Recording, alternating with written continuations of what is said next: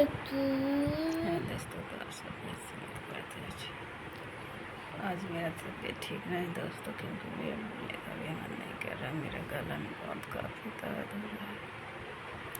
हमको सर्दी जुकाम बुखार हो गया, गर्मी हिम्मत नहीं कर रही है बोलने का।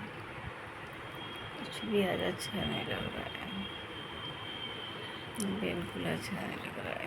बोलने में तो मेरे गला में बहुत काफ़ी दर्द हो रहा है।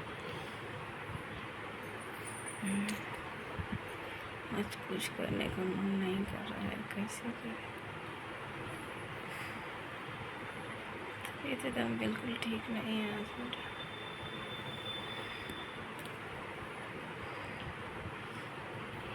कुछ अच्छा नहीं लग रहा है। इतना काफ़ी दर्द हो रहा है ना गला में, बता नहीं सकते हैं कि बहुत तबीयत खराब है मेरा, बहुत रख के अच्छा नहीं लग रहा है।